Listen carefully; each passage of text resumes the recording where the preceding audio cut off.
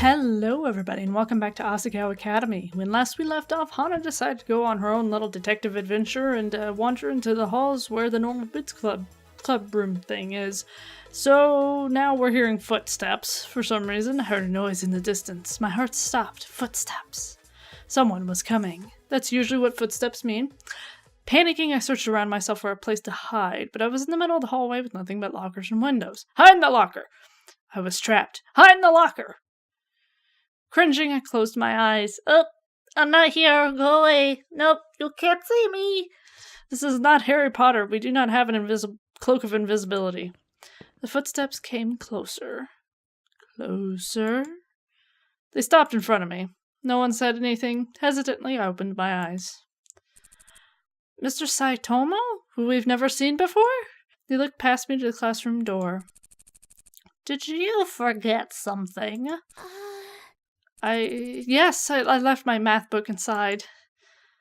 He nodded and pulled out a giant ring of keys. With a flick of his wrist, he motioned me aside. I shifted and he unlocked the door. He pulled the door open and gestured me inside. Hurry up, please. Deciding not to ask, I scurried inside. The club room was much the same as I remembered it. I wanted to take a peek around, but now that Mr. Saitomo was here, I decided it was better not to. Still, there was one place I could look. I went to the back of the room where the large metal closet rested. Please don't be locked. It's unlocked! I pulled the door open and looked in. At the top were stacked a few boxes with miscellaneous items. Was that a skull and crystal ball?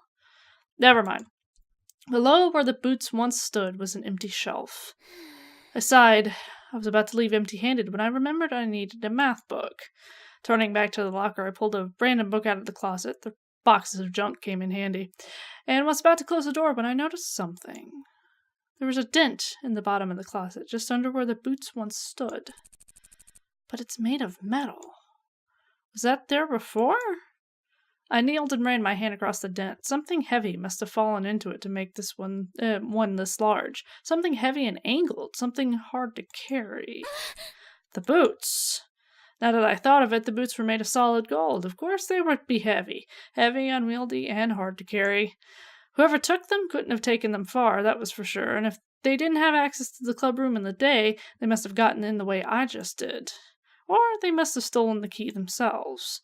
But they would have done it at night, and then there was no way they could carry the boots all that way without getting tired or caught. Which meant they were still in Poppy Hall. Miss, are you finished? Yes, sorry, I'm coming. Tucking the book under my arm, I closed the door and headed out to the classroom. Mr. Saitomo chaperoned me all the way back to Primrose House in a stiff, insulated silence. I wanted to ask him why he was wandering the halls at night and why he'd let me off and why he always wore that brown suit. But looking closer at it, the suit was slightly rumpled, and there was a red ascot stuffed in one of the pockets.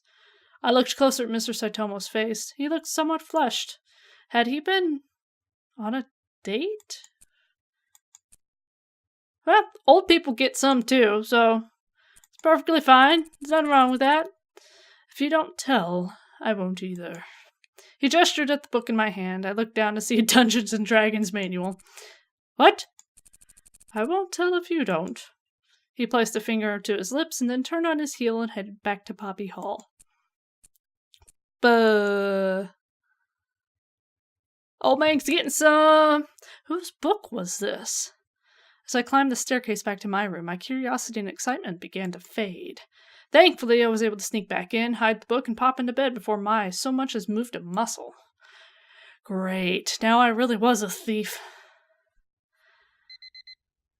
I hate that sound. Hana, are you going to get up or not? I squinted into the early morning light.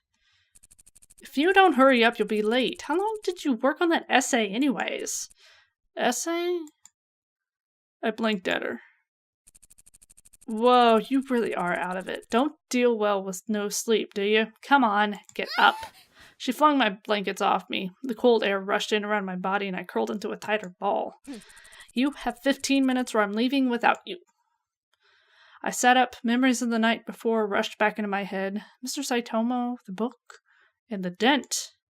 I got ready for school, speeding through my routine and grabbing something from our mini fridge to tide me over until lunch. Ready to go? Yeah. By the time we made it to Poppy Hall, I felt much less groggy. My hypothesis about the boots came back to me, and without thinking, I mentioned it to Mai. Hey. You know, Mai, the boots were made of solid gold. She turned to me in mild surprise. Yeah, so? Where's this coming from? I was just thinking, they'd probably be heavy, right? It'd be too hard for someone to sneak them far from where they were taken. You think they're still in Poppy Hall? There was a gasp from behind us. Mai and I whirled around. Walid was standing less than a foot away, staring at us with wide eyes. Something wrong? I don't remember if he was the British guy. He kind of looks like a British guy. I'm not stereotyping British guys, but he looks pristine and well kept and all that. So it seemed like there would be a British accent there, so I'm just gonna go with a British accent. Huh? No, I didn't mean to startle you guys. I just fell asleep. What? You fell asleep? But you were walking! Yeah, I know. It happens all the time, actually. We just stared at him. He glanced around as if looking for a way out. Well, it was nice running into you guys. Haven't seen you in a while. We should catch up sometime. But I've got to get to class. Bye! Walid walked past, giving us a wide berth, hands in his pockets. It was really weird. Do you think he heard us? I think so. It was really suspicious regardless. I've never heard of Walid falling asleep while walking. Me neither. We looked at each other, an idea forming in the space between us. It wouldn't hurt to check things out a bit, just to make sure, you know? Yeah. You can never be too careful. Just like that, we agreed. We would wait until everyone was at lunch, then we'd do a little investigating.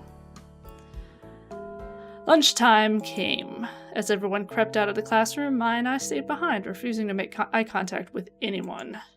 Our hope was that it looked like some kind of protest. The normal boots guys, and by extension the entirety of the class, pretending we didn't exist. Most of our attempts at friendly interaction were completely ignored by the class. The normal boots guys got incredibly uncomfortable and just walked away. Well, most of them. Shane would shoot us a dirty look if he even got close to him. Whether they bought it or not, the classroom quickly emptied out, and Mai and I headed to the hallway. Do we even know which one is Walid's? Well, he's a first year, isn't he? Should be outside of his classroom. We'll be able to figure it out, and if not, let's just look in all of them. You big snoop. I balked, but Mai was totally serious. We reached the first floor landing and crept along the hallway. Thankfully, nobody was around. They were all engaged in the mad rush to get to the good food before the cafeteria ran out. We crept around the corner into classroom 1 through 3. 1, the third classroom on the first floor, I'm assuming. Should be one of these. We walked down the hallway hoping for some kind of sign. Then Mai stopped walking. Oh my gosh!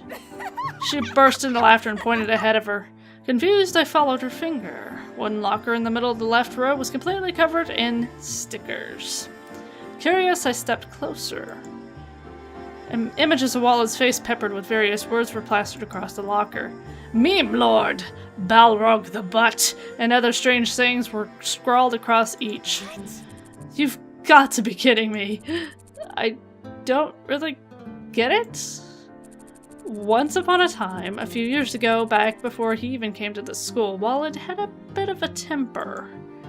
Long story short, someone caught it on camera, uploaded it to the internet. Oh. And the rest is history, as you can see. I stared at the different images of Walid's face. This takes dedication. Did he do it, or did fans? I honestly couldn't tell you. Anyways, let's get to work. Do you mind standing guard? I stepped into the middle of the hallway, alert for any sound or movement from either end of the hall. Mai fiddled with the handle on the locker, sticking something inside the metal. In a few minutes, the door was open. When did you learn to do that? I was a rich kid growing up. I had to learn a trick or two just to get out of my house. Your parents didn't let you out of your house while you were growing up? She made a face at me and opened the locker door. What in the name of... I leaned over her shoulder to see what she was looking at. Walid's locker wasn't empty like mine and Mai's were, but there was no books inside. Instead, a litter of Barbie CD-ROM games were splayed across the top and bottom shelves. And there, in the center, on the hook, and for a jacket or coat, was a fluffy pink and white suit. Well then.